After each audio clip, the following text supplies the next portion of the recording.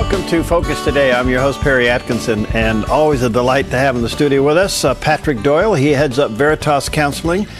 And wow, the topic that he has selected for today, we could actually do a series on this. Yeah, we can do it every day. I want to say to our viewers and listeners that if you didn't catch all of this, it will be up on YouTube in a day or so at the Dove website. Yeah. And I encourage you to get that YouTube address and watch it again and listen to it again, and then maybe share it with your friends as well. But we want to talk about the subject of forgiveness. Everything about the gospel surrounds the subject of forgiveness. But at the same time, it can be the elephant in the room. Yep. Why did you select this one? Well, mostly because, well, there's a couple reasons. One is I think it's really badly understood. And I think the idea of forgiveness is used to harm people often rather than heal them. It's used as a pressure or a guilt trip or a demand. And I think as a result of that, you know, a lot of people have, and you know, without forgiveness, you're never going to have healthy relationships.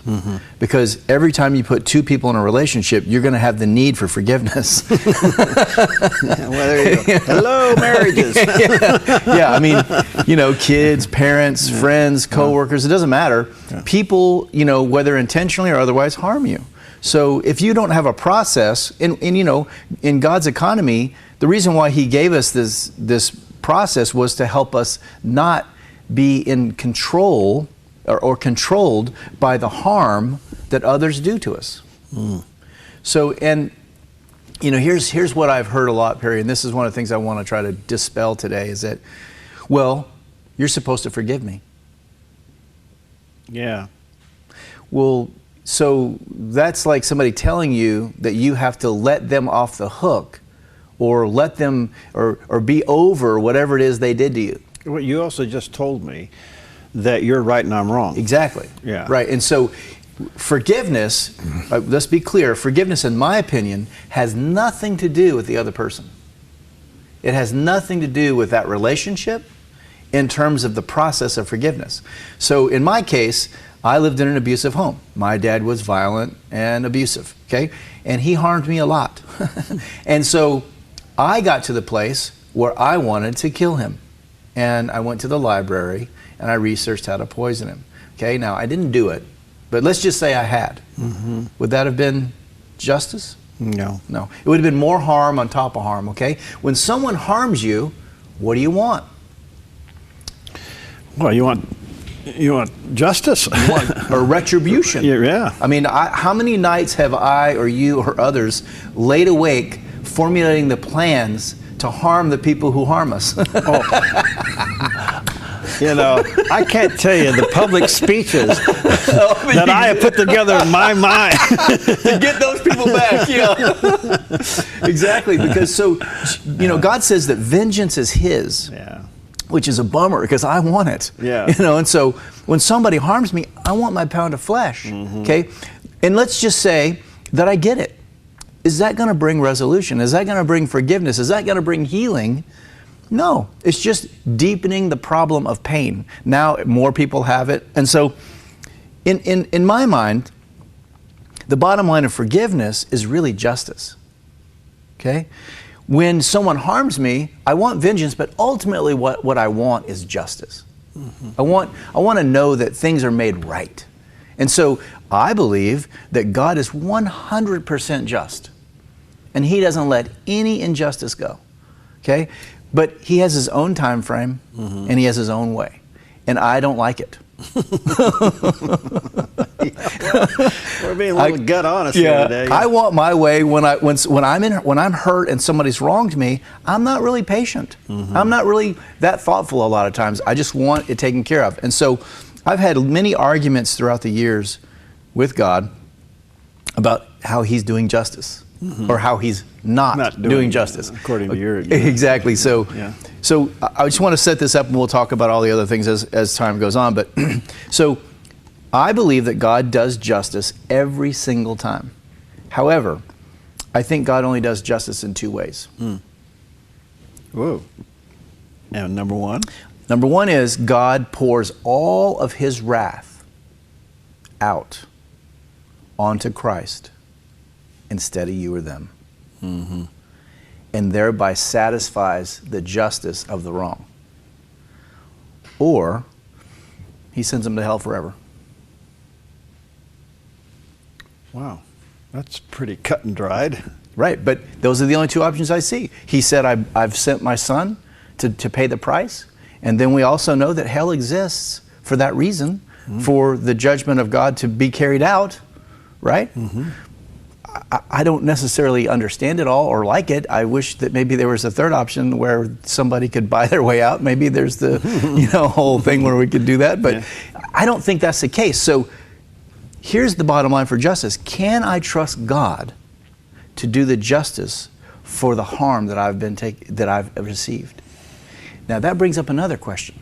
And this is what I see people run into all the time. They say, okay, but then I say, well, can you trust God? And they're like, yes. Waving their head no. Yeah, sure. So there's not a lot of action behind that because, wait a minute, trust God? Well, if God was good, why did this happen to me in the first place? Yeah, that's the big question. Right? And I've had this discussion with God many times. And I'll tell you by testimony, there was a time when I was, I don't know, been a Christian 10 or so years, and I was really struggling with the past. I was really struggling with, and I was having this, I know this, some people might not understand this, but I have out loud, yelling matches at God. I mean, it's not really yelling matches, it's just me having a temper tantrum and he tolerates it. But and so I was thinking about this one specific event where my dad was probably the most violent that he'd ever been. And I was really angry about it. And I was challenging God and saying, if you love me and if you're so good, why did you let that happen? Yeah. And I don't know how to explain it to you, but all I know is that I'd had that conversation many times about many things, but in this case, God spoke to me, and it wasn't, I didn't hear a voice from heaven, no skywriting, I didn't see anybody. But, and you know her. But I know that God said this to me. And so I'm like, and why? And I'm all raged up, and God says, who do you think stopped him?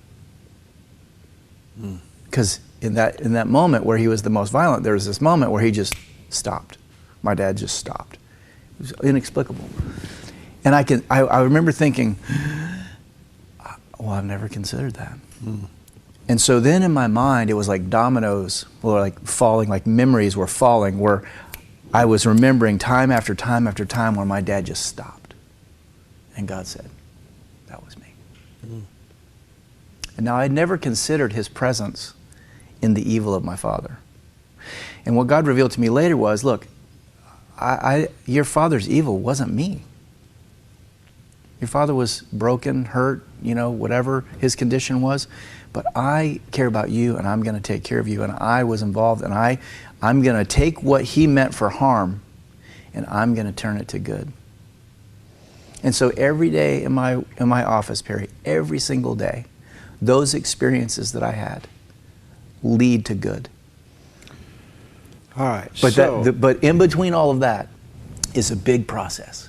Okay. And forgiveness is a process, not an event. Because even though you witness God speaking to you, which in itself is huge. Yeah, totally. You witness, and what he said to you was huge. Yeah. Which revealed what he had been doing for you all along. Yes. That was huge. Yeah. It didn't erase. No. I don't know if could we call it hatred that you had for your dad? No, it did not. In fact, it started a process where I had an option instead of hatred and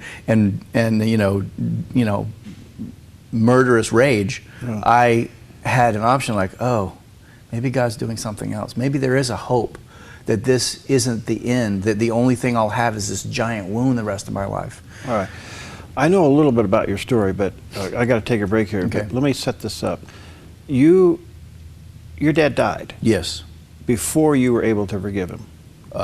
Yeah. Right? Yeah. Yes. So definitely. you had to go through the act of forgiveness after your dad was gone. Yes. And I think that's a big part of what we want to talk about. I think it is. Because sometimes somebody who's hurt us no longer in our lives, yes. They could be gone, they could have moved away. Or they could be so dangerous you don't want them around. Yeah, I mean, you just, right. Okay. Yeah, but that doesn't preclude, that doesn't stop the process. Right. Okay. But I think sometimes we think But it's it the does. elephant in the room. If you're not dealing with the feeling that you know you're not getting full release of Right. the situation, something has to happen on your part. That's right. Okay, so defining that is the big issue. Okay. All right, forgiveness is the topic. Pat Doyle is here. Patrick is. Yeah. Okay, we'll be right back.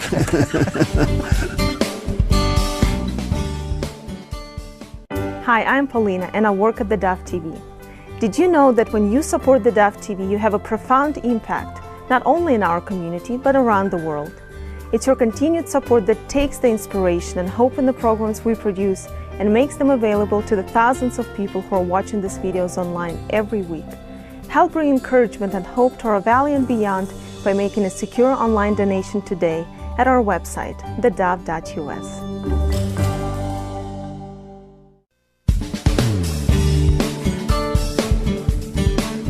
Okay, we're back, and Patrick Doyle's in the house dealing with a very interesting topic, and I'm sure that somewhere along this road here you're going to identify with the subject of forgiveness.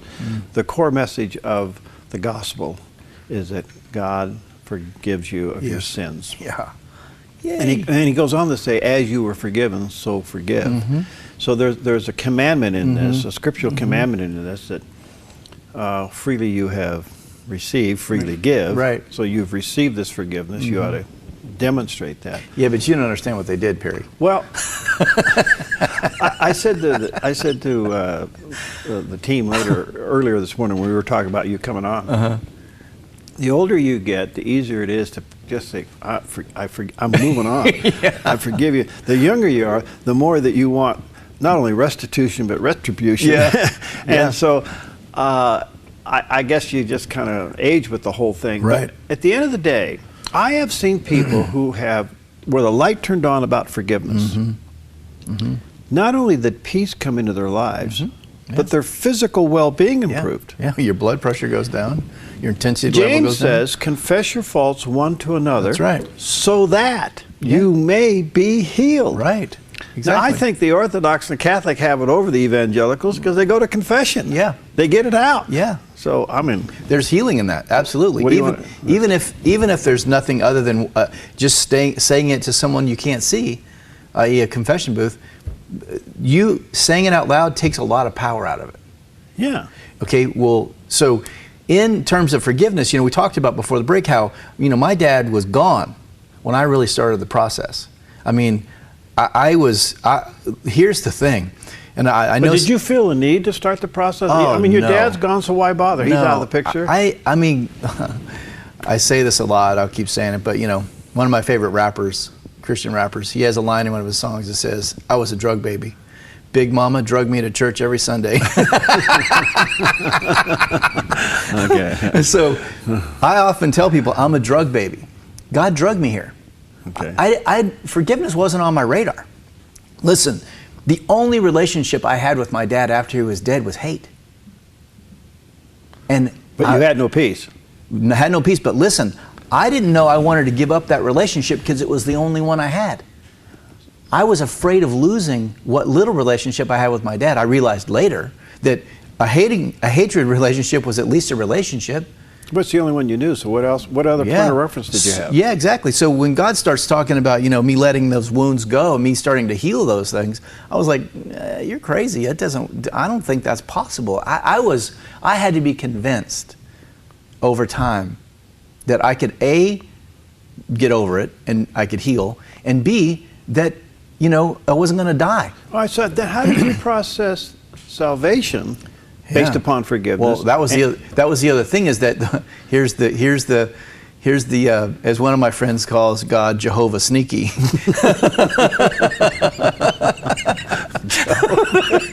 You gotta watch out. I gotta remember that. He'll sneak up on you. Jehovah Sneaky. Yeah. So he had the plan all along that in the process of me forgiving my dad, he would help me deeply understand his forgiveness of me.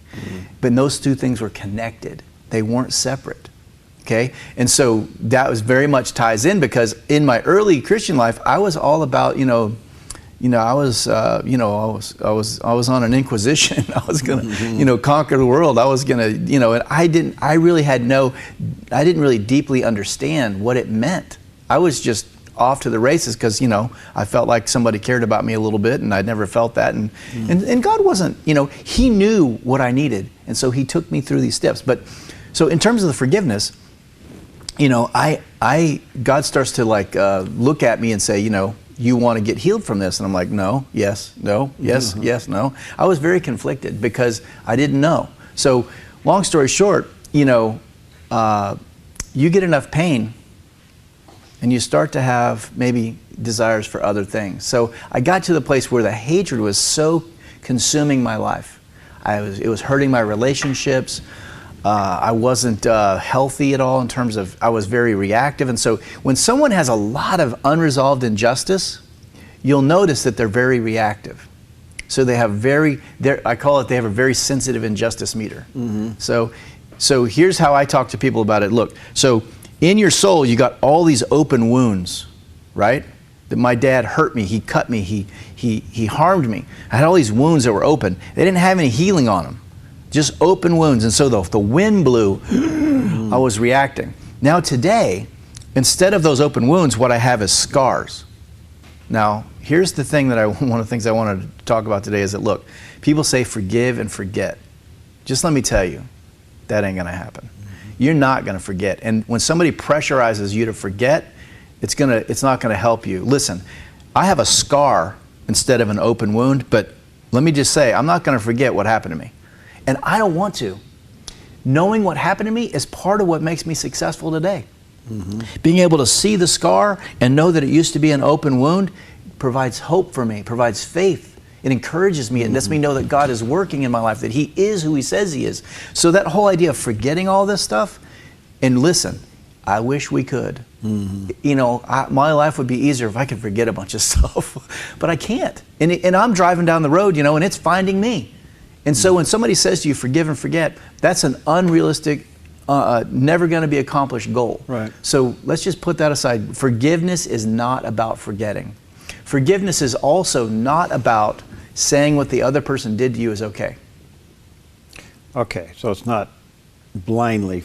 Yeah, okay, it's okay. It's okay. Look, what my dad did to me was not okay. Right. It will never be okay. Yeah. Okay, so how I relate to those experiences has to change. Okay, and that's the process of forgiveness. So it's about me trusting God for the outcome of the justice and giving it to Him, which is something I had to do all the time. So for me, it would look something like this. I'm my mid-20s, I'm driving down the road, just minding my own business, trying to have a good day, and bang, a memory comes from something that was horrible, something I didn't want, something I don't want to remember, but there it is, right?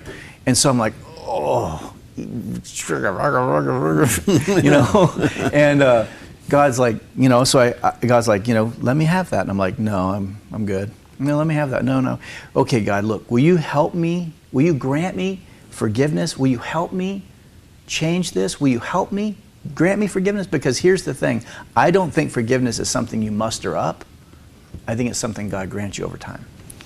All right. And so I can tell you today Yeah. that I have that forgiveness from my dad. I don't have those feelings like I used to. And so my life has radically changed because the pain that I had from my dad's injustice, I no longer carry. I think the fact that you can even talk about it is evidence of that. That's exactly right. Okay. And that's another way you can know if you have forgiveness or not. Yeah. If you're always bothered by it, Yeah. you don't. Okay. So the person who comes into your office, Yeah. and how do you determine whether or not there's a lack of forgiveness in their life? I mean, what are some of the obvious signs? They're reactive. Okay. Right? They brood. You know, Okay. they what's the word I'm looking for?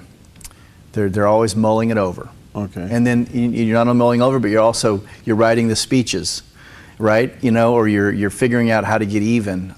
You don't have peace. The relationship's uncomfortable, right?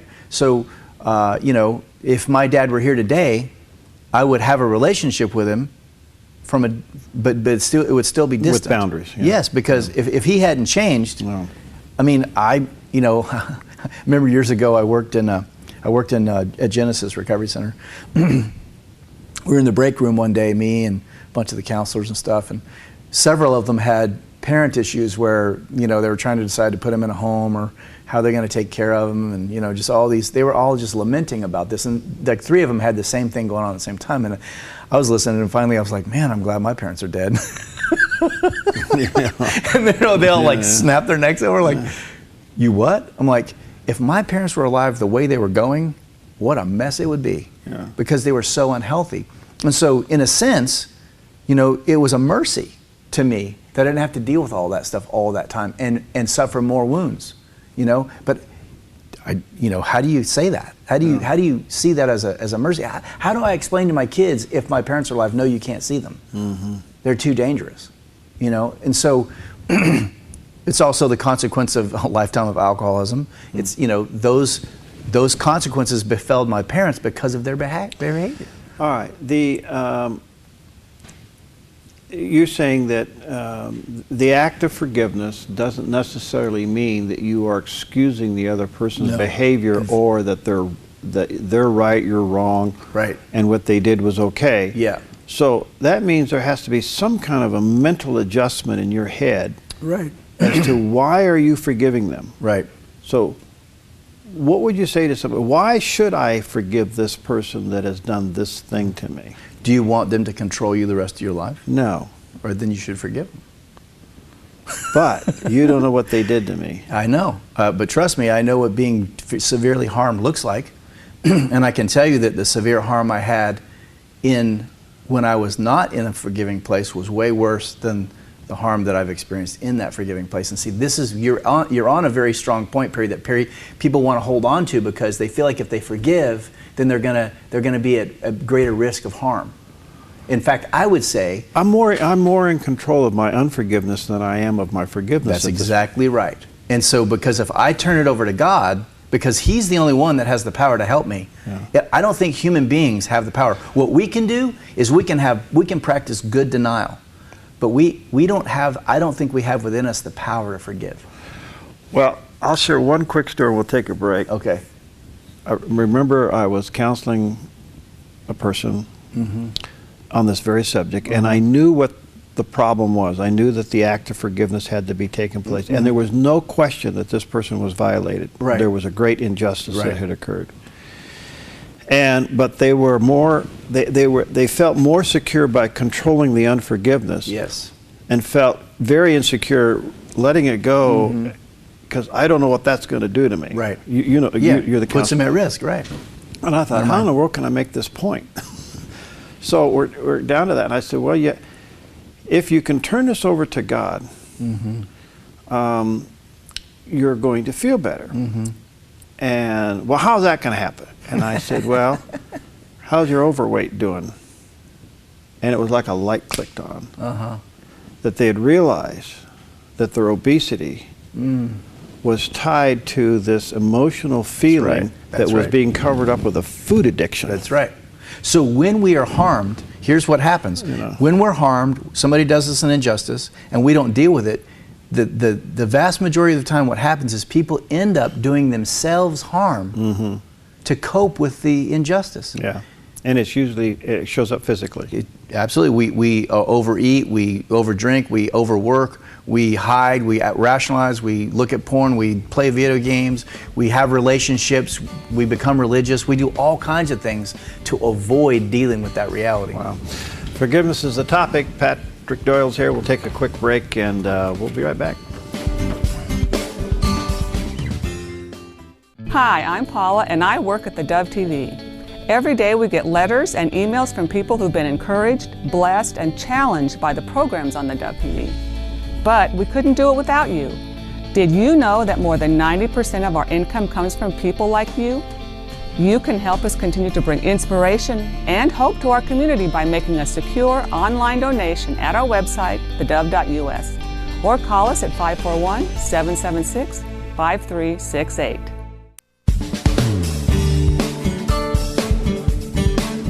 Welcome back. Patrick Doyle's in the house, and Veritas Counseling, the number is 622-6018. 622-6018. You get that? That's the number to his office, and Patrick is very uniquely gifted in this whole area, and God uses them mightily. I'll say this, that when you're on the air, that these go to YouTube, up on our website a couple days later, and they go viral. Yep. You know, we had 87,000 YouTube views last month from the Dove's YouTube. That's amazing. And a lot of those were you and counseling. So there's a lot of hurting people out there. There are.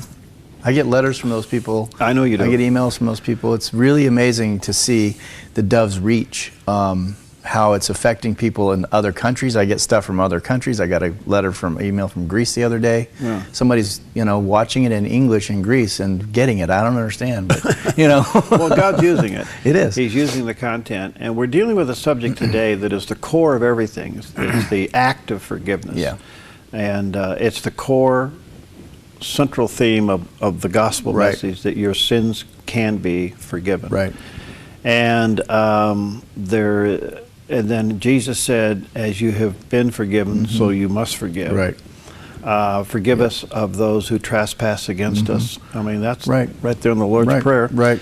And I have learned, and again, as I said earlier, I think the older you get, the easier it is to do that, because you realize there's less in front of you and there's more behind you.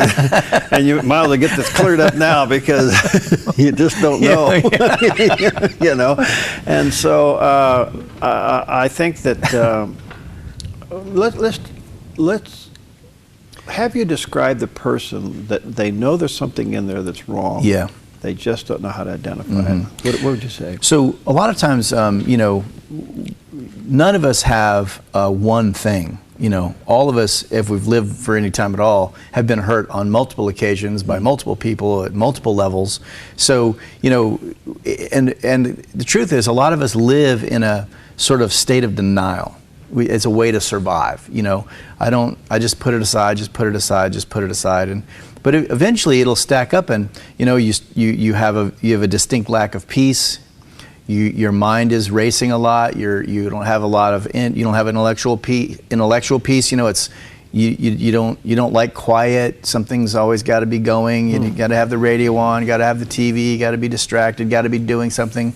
So being quiet and being sitting quietly and letting yourself just be, it's very uncomfortable, because you have all this content that's chasing you. So in God's economy, what He wants to do is provide a place and the power for you to be at peace in your circumstance. So I hear it all the time. People say, I want to put this stuff aside so I can have some rest or whatever. Look, there's no way to get rest or peace by putting something aside. The only way you get rest or peace is by going right through it. And so we have a culture that's denial based. Boy, that is so true. Don't deal with it. Just distract or get a new product or whatever, but don't actually deal with it. And so God wants you to have resolution, not isolation or distraction or denial. Okay? But that process of resolution is going to cost something. And all of us want the resolution minus the cost. So if you don't have any internal peace, one of the first things that's going to have to happen, and it had to happen for me, was that I had to start to understand what was going on. It's a swirl of stuff in there. And it depends on the day. It could be this, the next day it could be that. It depends on what happens. It depends on what's on the surface. So, this is why I think that, having people in your life that you trust, that are safe, that don't gossip about you, don't take what you say and use it against you, where you can go and say, I just don't have much internal peace. And these are kind of the things that have been spinning around inside of me. Getting them out, writing them down. When I went to Brazil, I tried something new in terms of journaling, because I'm really not a good writer. It's just not a good way for me to get stuff out. So I used the memo on my phone, and I did a memo journal, which was, as I went back and listened to it, I was like, wow, this is way better, because you can hear the emotion in my voice. There's inflection. When I journal, you don't really get that. So I was kind of, maybe for some people who writing's hard for, maybe the memo thing, it's also real time, so you don't have to wait till later, right? But you got to start getting this stuff to the surface, because as you do, here's what happens. Is you start to get some conviction, some awareness about what you need to start addressing. And so I say that it's, you know, none of us really know what we need to deal with. I think that really is God's territory. So here's how I explain it to people is that, look, if you get quiet or you start to look inward or you start to like try to let some of it to the surface, it doesn't take long before things are like very clear, right? You don't have to go looking. I say that there's a bunch of stuff like knocking on the door, right? And if you just take those things that are bugging you, that keep intruding, you're trying to take a shower and you can't stop thinking about it, you're trying to lay down and go to sleep and you can't stop thinking about your driving and so whatever's pushing at you, just keeps coming at you, that's God's way of saying, let's start here, honey. Let's start with this. Okay? The reason why it's coming to the surface is He wants to help you to start to deal with it. Instead of us going on some deep, dark witch hunt in our soul about what this big secret. Listen, I don't have the wisdom to understand what somebody needs to deal with. That's really God's business. So we're also talking about Scripture very carefully. I think Romans 12 deals with it, the renewing of your mind. Yeah. Because, and one of the reasons your mind needs to be renewed is so that you can, and if I remember the Scripture right, so that you can know what so that you can test and qualify what the will of God is. Yes. And it goes on to say the good and well-pleasing will of God is. So let me give you some adjectives here and see if these all describe somebody that possibly is not dealing with forgiveness. Okay. Addiction, isolation, lack of peace, cynicism, anger, low self-esteem. All things that, you see, absolutely, the fact that I'm wounded, okay, is gonna lead me down a road of where there's a lack of peace, because that wound festers. If I don't deal with it, it festers. It gets worse. It gets more sensitive. And so if I've got, let's say, 100 of them, that's a lot of pain. So I got to do something to mitigate, to calm down, to deaden the pain. And so we have lots of different ways to medicate. I say, you know, one of the reasons why my addictions were brought under control was the process of forgiveness. And if you look at the literature of AA, what you're going to see is, you know, you came to understand who God was. You know, you realize that you were out of control, and that you were unmanageable. You realize there was a power greater than yourself. You surrendered to that power. Then the fourth step is you made a fearless and searching moral inventory. Really? Yeah.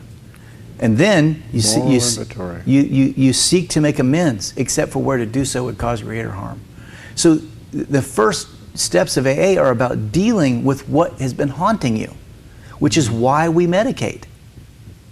So listen, and in the church, this is part of what concerns me. We should be leading the way. But instead, we're all sitting around acting like everything's fine. A lot of times. And we're not really dealing with the stuff that's happening. We have the veneer. And so what happens is we have a veneer of peace, but in actuality we have none, which then makes us relatively unsafe. Is it because we have maybe done away with not only the act of forgiveness? We think that being saved is you don't need this anymore. And the devil comes along and hounds you and say, well, see, you're really not saved. I mean, you know the battle. Yeah. But, you know, we forget that there's always an open altar. Yeah. You know, call for the elders of the church. Yeah.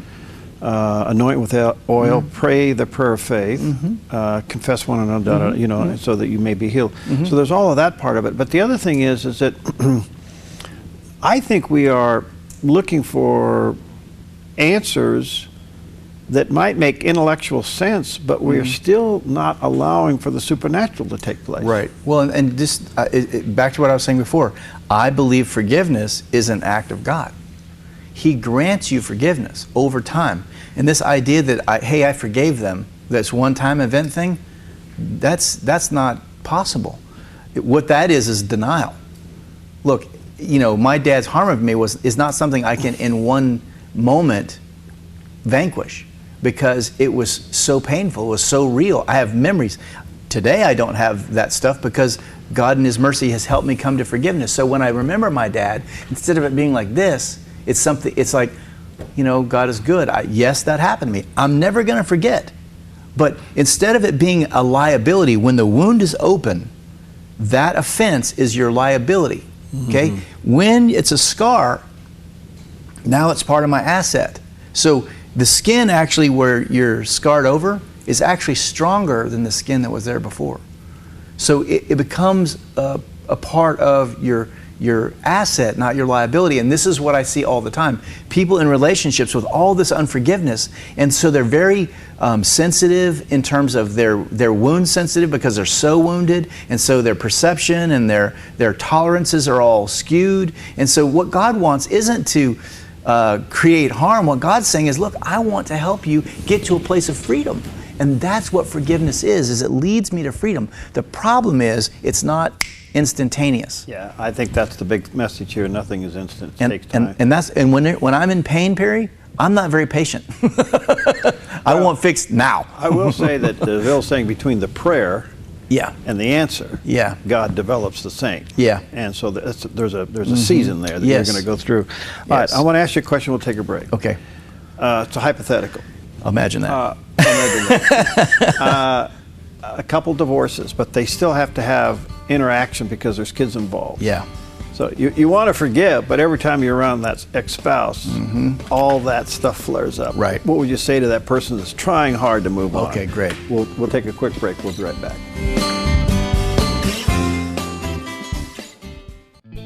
Hi, I'm Daniel and I work at the Dove TV. You know, compared to Portland, Seattle, and LA, Medford might be considered a small market, but at the Dove, we're excited about the opportunity to make a big impact right here in our community.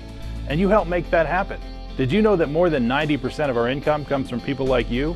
You can help us now by making a secure online donation at our website, thedove.us, or by phoning 541-776-5368.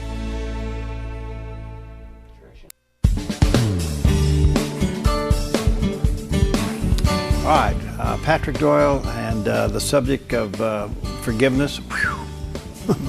You can forgive me later. I may forgive you for bringing the subject of forgiveness. Well, it's the core of everything. I have to tell you this, my years and years of lay counseling, pastoral counseling, I never really dealt with this subject until about the last 10 years or so. Quite frankly, a lot of that is a result of you being on the air, but I'll forgive you. But the importance of this issue, I think we talk around all of these things and we deal with all the dynamics and this person and that person. At the end of the day, you got hard feelings. And if you don't stop and take care of yourself, you will never gain any ground with the person that you're have this injustice with. That's right. And I think where it really is magnified, it's in two places. One is when you've been hurt by Christians. Which is going to happen. It's going to happen. Or there's you've still been hurt people. by a church. Yep. It's going to happen. Yep.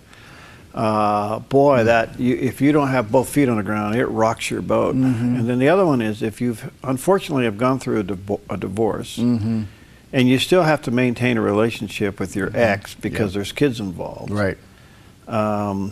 If you're not careful, it'll grind you to a pulp. What do you say to if you got one of the spouses, and every time they're around the other spouse, the whole purpose or the whole reason of the divorce keeps flaring up? What do you say? Well, so you bring up an interesting thing, and as it relates to forgiveness, one of the problems with forgiveness is when you're in a relationship with someone who continues to harm you. So that makes the process of forgiveness difficult because the wounds keep coming. Yeah. Right? So there's two things here. One is if you're with someone who continues to harm you, you have to have healthy boundaries to protect protect yourself from that person. And I say this a lot to people, and I'll keep saying it because I think it's really important. If you're in a relationship with someone you love and they're harming you, the most loving thing you can do is stop them from harming you. All right. Rather than you continuing to take their harm. You have to have a boundary system that protects you from their harm. Doesn't mean that you destroy them, but you have, if they are unwilling, unrepentant, not going to stop, and everybody knows it, including you, you have to build a boundary to stop them from harming you. That's the most loving thing you can do. But now, is that a boundary within your own mental capacity, or you actually go to them and say, "Stop it"? What do you think? I think all those things. I think it depends, and this is why I get nervous about blanket statements about this, because each situation is nuanced, and each person has. The thing I say about boundaries a lot is that, look, you can never set a boundary with someone if you can't hold it. Because if somebody's harming you, and you're controlling the boundaries, and you set a boundary that you can't hold, and then they blow through that boundary, they're going to take you to the woodshed, because now they know they got you. So it's important that you set a boundary you can hold, which means you might have to inch them up, right? Instead of starting way out here with something really big, and instead you need to start with what you can do.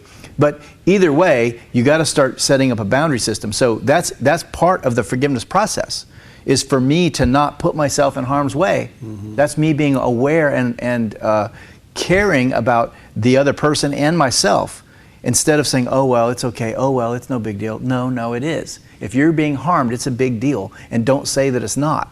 So if you're in a situation where someone is continuing to harm you, or the harm of maybe they're not harming you anymore in terms of a divorce case because you got away from them and you aren't in their life, but their behavior's still not that good and they're affecting the kids, and you affect my kids and you get me riled up pretty quick. You know, there's nothing I care about more in the world than my kids. And so if you start harming them, we're going to go to war. And I see that with divorced parents all the time, because they have different ideas about the kids, because obviously, whatever. So if you're in that circumstance, if you have a bunch of open wounds that aren't healed, there's no forgiveness on them, do you think you're going to be more or less subject to the whim of your spouse?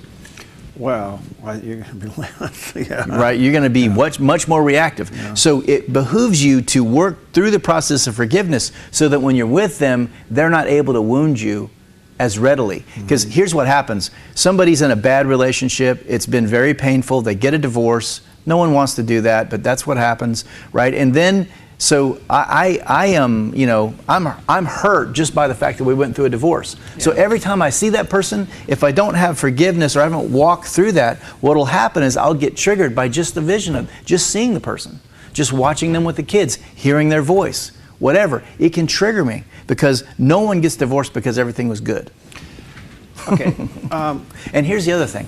Without forgiveness, it leads you to a place of hardness. Hard-heartedness. Okay, and that's where cynicism comes in. Absolutely. Yeah, so, I think one of the first things I look for when I talk to people is if they're cynical. Which is a Christian way of being angry undercover.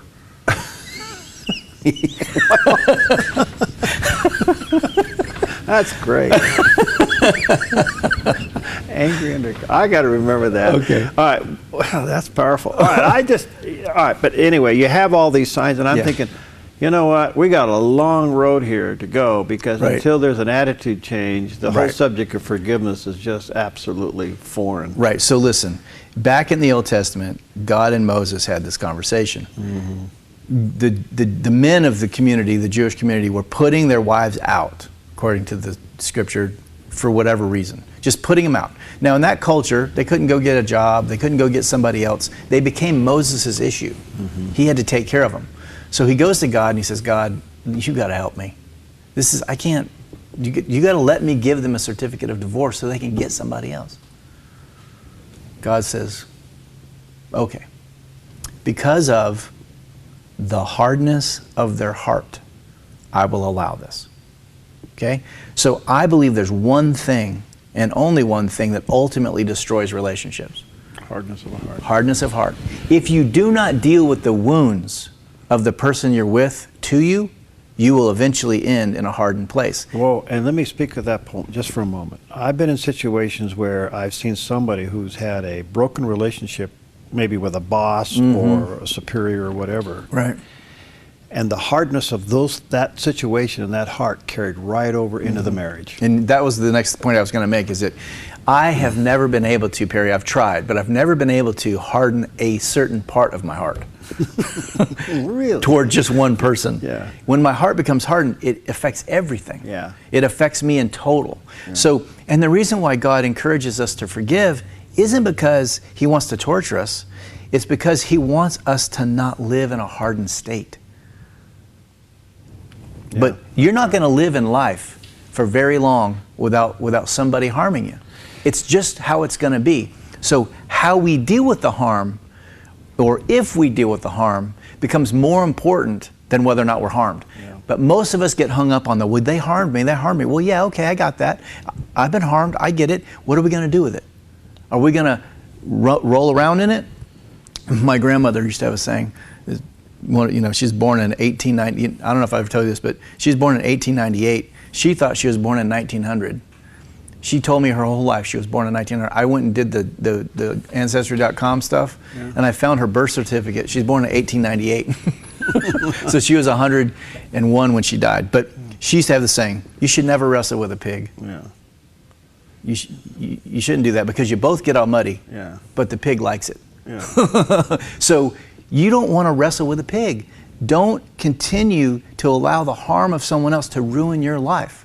So forgiveness is your ticket out. It's not an event, it's a process. It's going to be you trusting God for His justice, okay? Which leads you to a problem of if you don't trust God, you're going to be in trouble because that's going to be a huge barrier, which I think is a very important thing to confront. Why not?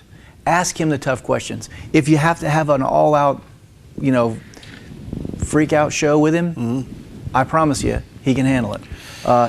But you got to start getting honest about that stuff from the inside. You can't keep playing the game of looking good or acting like it's no big deal. Look, if it's hurting you, just be honest about it. And so that'll start moving you towards awareness. And then as you move towards awareness, you'll start to see what it is you got to surrender, what offenses you got to start letting Him have the justice for. So for me, it was, here, help me. And then 20 seconds later, never mind.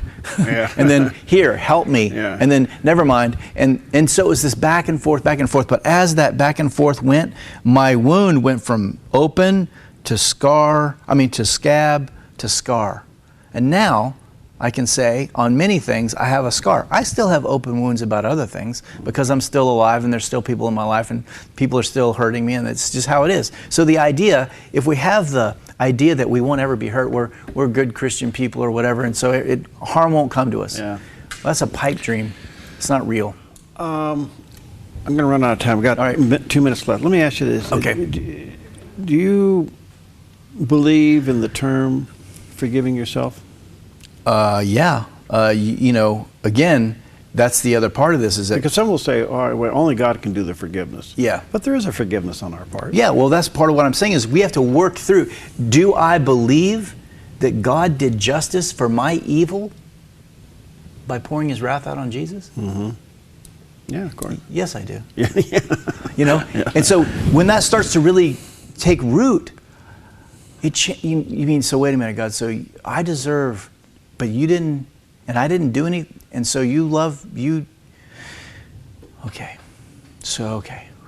All right, so I might have to go through that 100 times in a day about a certain issue. And the more I do, what happens is that starts to heal the wounds that I created. Because let me tell you something, in my addicted years and even in today's years, I can hurt myself. I can do things that harm myself. I do it on a regular basis. If I hold that against myself, I will again harden up. Yeah.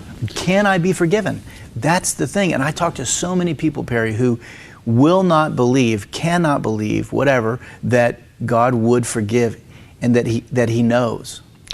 The other thing, we don't have time today, but maybe we can cover it in the future, okay, is the revelation of the offender realizing that they did do wrong. Mm-hmm.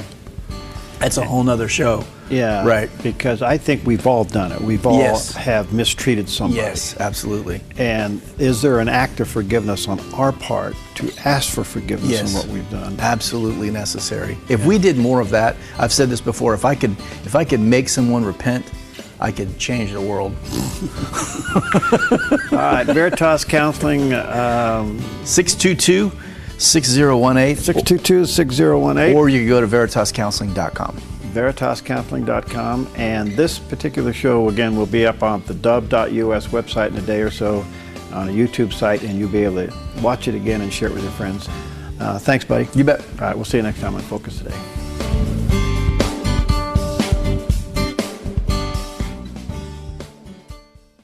Hi, I'm Jim, and I work at the Dove TV.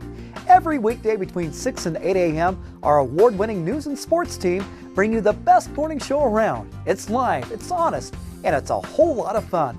And you help make it happen. Did you know that more than 90% of our income comes from people like you? You can help us continue to air local programs that share your voice by making a secure online donation at our website, thedove.us.